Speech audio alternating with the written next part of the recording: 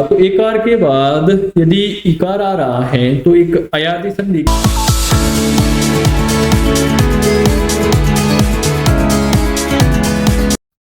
ओम नमस्ते जी। आज का हमारा विषय कृदंत प्रकरण के उत्तर कृदंत में अलम खलवो प्रतिषेधयो प्राचाम कत्वा नियम से प्रारंभ होगा। इससे पूर्व हमने पूर्व कृदंत और उत्तर कृदंत के अनेकों नियमों के बारे में विस्तार से चर्चा की है। नियमों में प्रयुक्त प्रत्ययों को, आगमों को, आदेशों को शब्दों में प्रयोग करके आपको समझाया है। आज हम अपने विषय को कहां से प्रारंभ कर रहे हैं? अलम खलवो प्रतिषेधयो प्राचाम कत्वा नियम से। आइए अधिक समय न लेते हुए अपने विषय को प्रारंभ करते हैं। नियम क्या कहता है कि प्रतिषेधार्थक अलम और खलु शब्द उपपद रहते धातु से कत्वा प्रत्यय हो प्राचीन आचार्यों के मत से। ठीक है, अब उदाहरण है हमारे पास अलम दत्वा, यहां दे रखा ना, प्रतिषेधार्थक अलम और खलु उपपद रहते धातु से कत्वा प्रत्यय हो। तो अलम उपपद रहते, तो अलम दत्वा हमारा उदाहरण है। अलम उपपद रहते क्या रूप बनेगा? आइए इसे भी सिद्ध करते हैं। तो दा धातु है दत्वा में, अलम उपपद है। भुआदेव धातु से धातु संज्ञा, और अलम खलवो प्रतिषेधयो प्राचाम कत्वा, नियम से कत्वा प्रत्यय। और जब कत्वा प्रत्यय हो जाएगा तो रूप क्या बना? तत्वा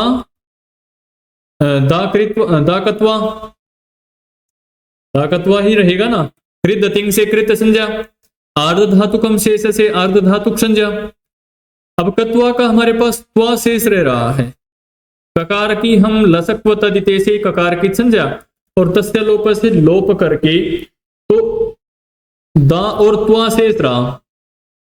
दा और त्वा शेष रहने के बाद एक नियम पढ़ा था हमने, दा धा घू अदाप, सूत्र से घू संज्ञा हो जाएगी, और जिसकी घू संज्ञा हो जाएगी दा धातु की, तो दो ददय घो अर्थात घू संज्ञक दा धातु को दद आदेश हो जाएगा। तो दा को दद, ददत्वा, और खरीचे नियम से दकार को तकार आदेश हो जाएगा, जैसे पूर्व कक्षाओं में हमने किया था। और इनको मिला देंगे तो दत्वा कृत समासास्त्र से प्रातिपदिक संज्ञा स्वाद उत्पत्ति विभक्ति कार्य कर देंगे तो दत्वा हमारा रूप सिद्ध हो जाएगा। अलम उपसर्ग पूर्वक रहते अलम दत्वा हमारा रूप सिद्ध हो जाएगा। ठीक इसी प्रकार जब आगे बढ़ते हैं तो उदाहरण आता है पित्वा। क्या उदाहरण आता है? पित्वा। पित्वा में धातु क्या है? पा धातु है। भुआदेव धातु से धातु संज्ञा, अलम खलवो प्रतिषेधयो प्राचाम कत्वा, नियम से क्या होगा? कत्वा प्रत्यय। और जब कत्वा प्रत्यय होगा तो रूप क्या बना? पा कत्वा, कृत तिंग से कृत संज्ञा, अर्ध धातुकम शेष से अर्ध धातुक संज्ञा, और कत्वा के ककार का हम लसक्व तदिते से इत संज्ञा करके तस्य लोप से लोप कर देंगे। लोप होने के बाद एक नियम आता है घुमा स्था गा पाज हाथी शाम हली, नियम से आकार को इकार आदेश हो जाएगा। अर्थात घुमा स्था गा पा जहाती शाम इन धातुओं से आकार को इकार आदेश हो जाएगा। तो पा धातु था, पा रहा इसमें, तो पा को क्या बना? पी, और त्वा कृत तद्धित समासास्त्र से प्रातिपदिक संज्ञा करके पित्वा बना देंगे, और स्वाद उत्पत्ति विभक्ति कार्य कर देंगे तो पित्वा हमारा रूप सिद्ध हो जाएगा। ठीक इसी प्रकार जब हम आगे बढ़ते हैं तो अगला नियम आता है समान कर्तृकयोः पूर्व काले। क्या नियम आता है? समान कर्तृकयोः पूर्व काले। अब नियम क्या कहता है कि समान कर्तृक धात्वार्थों में पूर्व काल में वर्तमान धातु से कत्वा प्रत्यय हो, अर्थात जब एक साथ दो क्रियाएं हो रही हो और उनका कर्ता एक हो तब जो क्रिया पहले हो उसे कत्वा प्रत्यय हो। दो क्रिया पहले हो उसे क्या हो? कत्वा प्रत्यय हो, बाकी को नहीं। तो उदाहरण क्या हमारे पास? भुक्त्वा वर्जति। उदाहरण क्या है? भुक्त्वा वर्जति। अब भुक्त्वा वर्जति को जब हम सिद्ध करते हैं तो रूप क्या बनता है हमारे पास? सर्वप्रथम धातु क्या है? भुज धातु है, भुआदो धातु से धातु संज्ञा। समान कर्तृकयो पूर्व काले नियम से कत्वा प्रत्यय आ गया, भुज कत्वा। कत्वा का जैसे पूर्व सिद्धियों में हमने ककार की हमने लसकवता द्वितीय से संज्ञा की थी, वैसे ही यहां होगी। तो भुज त्वा हमारे पास शेष रहता है। भुजत्वा शेष रहने के बाद एक नियम आता है चौकु। चौकु क्या कहता है? जकार के स्थान पर अर्थात च वर्ग के स्थान पर क वर्ग आदेश हो जाएगा कर्म से। अब जय है भुज में, अब जय के स्थान पर क वर्ग से कौन सा वर्ण होगा? तीसरा वर्ण ग। तो भुगत्वा हमारे पास रूप बन गया। खरी च नियम से गकार को ककार आदेश कर देंगे अर्थात प्रथम वर्ण तृतीय वर्ण के स्थान पर। और जब प्रथम वर्ण हो जाएगा तो पुगंत लघु पदस्य च नियम से गुण की प्राप्ति का निषेध कर देंगे किंगति च से। और आर्ध धातु कषेड बलादेश से इट के आगम की प्राप्ति का भी एकाचो उपदेशे अनुदात्तात नियम से इट का भी निषेध कर देंगे। और जब इट का दिन का निषेध हो जाएगा तो कृत तद्धित समासास्त्र नियम से प्रातिपदिक संज्ञा स्वाद उत्पत्ति विभक्ति कार्य करने के बाद क्या रूप बनेगा हमारा? भुक्त्वा वर्जति। भुक्त्वा वर्जति रूप बन जाएगा जी। ठीक इसी प्रकार भुक्त्वा पित्वा वर्जति उदाहरण है हमारा, भुक्त्वा पित्वा वर्जति। बिल्कुल ठीक इसी प्रकार धातु क्या है? यहां पर पा धातु है, पित्वा बनाना है। पा धातु है, पित्वा बनाना है, पूर्व के समान ही है। ये हम आप पर छोड़ते हैं, ये आपका गृह कार्य रखेगा। ठीक है, यहां पा धातु को दीर्घ इकार आदेश हो जाएगा और आर धातु का षेड बल आदेश इट के आगम की प्राप्ति का एकाचोपदेश अनुदातात से निषेध हो जाएगा।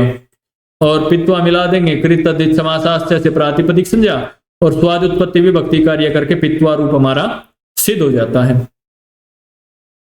ठीक इसी प्रकार जब हम आगे बढ़ते हैं तो एक नियम आता है। नियम क्या आता है? नय कत्वा सेठ। अब नय कत्वा सेठ क्या कह रहा है? नय कत्वा सेठ क्या कह रहा है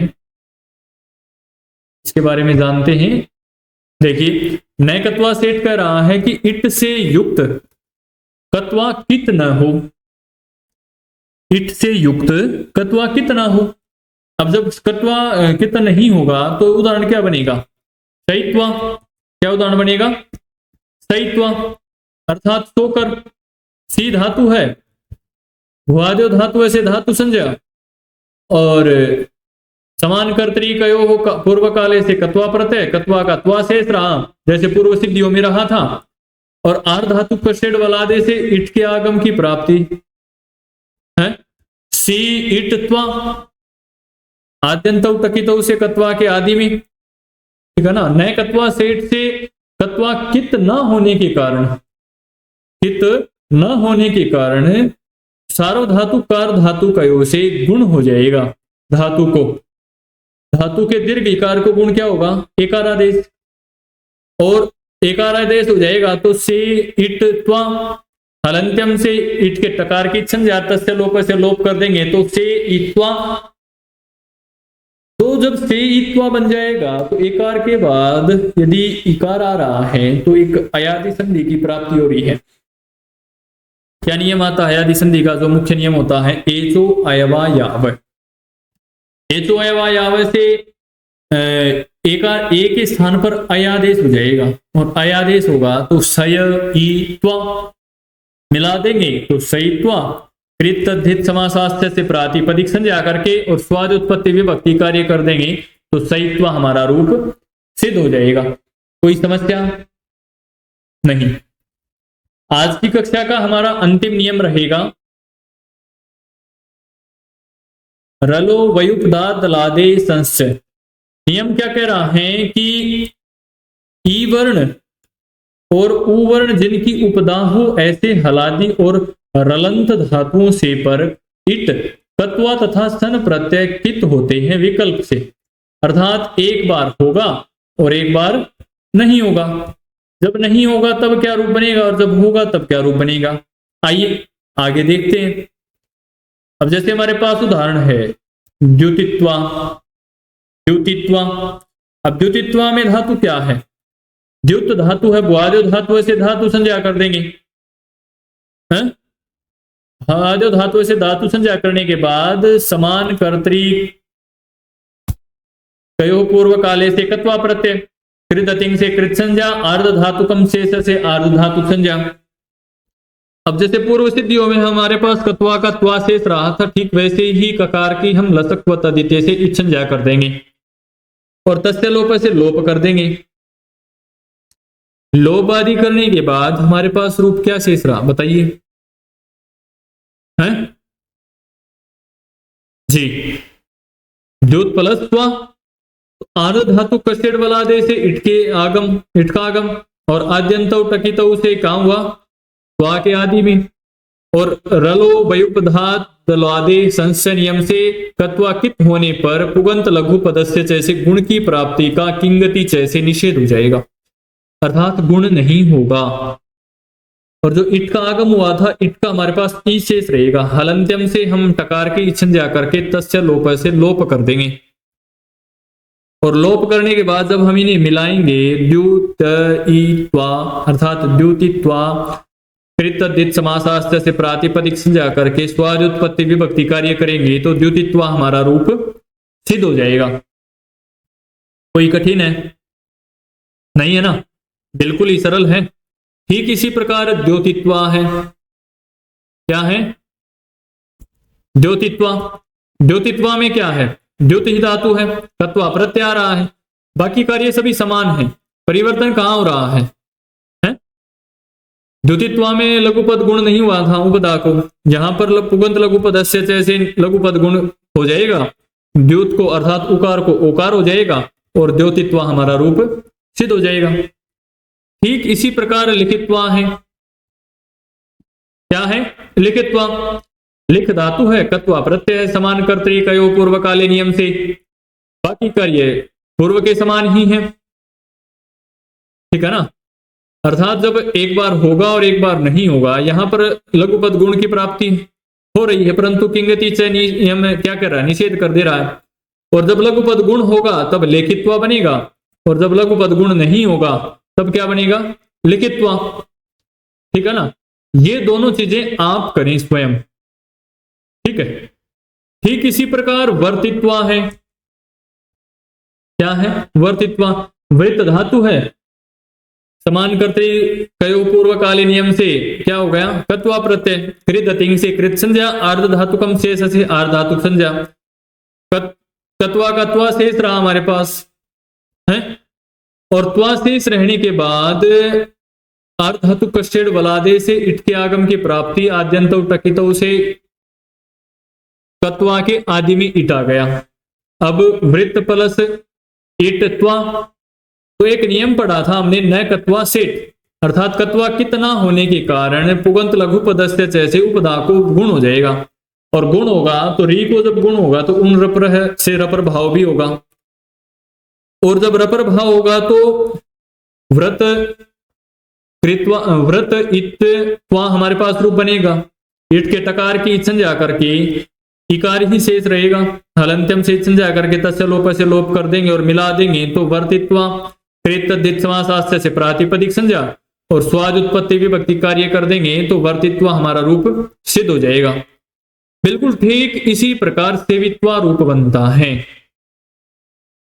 यहां पर लघुपद गुण हो जाएगा और लघुपद गुण हो जाएगा तो हमारा रूप सेवित्वा बन जाएगा, अर्थात एक बार गुण हो रहा है और एक बार नहीं हो रहा है, ठीक है ना। ये आपके लिए हम इसलिए छोड़ रहे हैं कि आप अभ्यास करें, ठीक है। एक बार लिखकर जरूर अभ्यास करें जिससे आप ये चीजें समझ पाएं। ठीक इसी प्रकार जब आगे बढ़ते हैं तो अगला उदाहरण आता है एसित्वा। एसित्वा में धातु क्या है? रूप क्या है? एसित्वा। धातु क्या है? इस धातु है। इस धातु को यहां पर लघुपद गुण हो रहा है? जब इकार को गुण होगा तो एकार होगा है? और जब गुण होगा तो एसित्वा रूप हमारा बन जाएगा। कोई कठिन है क्या? चलो एक बार करके दिखा देते हैं और ये हमारे आज की कक्षा की अंतिम सिद्धि रहेगी। इस धातु है, भुवादो धातु से धातु संज्ञा, समान कर्तृकयो पूर्व काले नियम से कत्वा प्रत्यय, कृत अतिंग से कृत संज्ञा, आर्ध धातुकम शेष से आर्ध धातुक संज्ञा, और कत्वा के ककार की हम लसक व तदिते से इत संज्ञा करके तस्य लोप से लोप कर देंगे। लोप होने के बाद इट के आगम की प्राप्ति हो रही है आर्ध धातु कषेड़ बलादे से। और आद्यंत टकित क्या कहता है कि इट कत्वा के आदि में आएगा, अर्थात कत्वा से पहले। तो हमारे पास रूप क्या बना, ईस इट कत्वा। ईस इट कत्वा बनने के बाद नियम आता है न कत्वा से। सूत्र से कत्वा कितना होने के कारण पुगंत लघु पदस्य से नियम से उपदा को गुण, अर्थात ईकार को एकार आदेश हो गया, और हलंत्यम से टकार की संज्ञा इट के, और तस्य लोप से लोप, और इनको मिला देंगे तो एसित्वा कृत तद्धित समासास्त्र से प्रातिपदिक संज्ञा, और स्वाद उत्पत्ति विभक्ति कार्य कर देंगे तो एसित्वा रूप हमारा सिद्ध हो जाता है। आज के लिए हमारा विषय इतना ही रहेगा। अगली कक्षा में हम अपने विषय को उदितो वा नियम से प्रारंभ करेंगे। धन्यवाद, फिर मिलेंगे इसी प्रकार की नई नई कक्षाओं के साथ।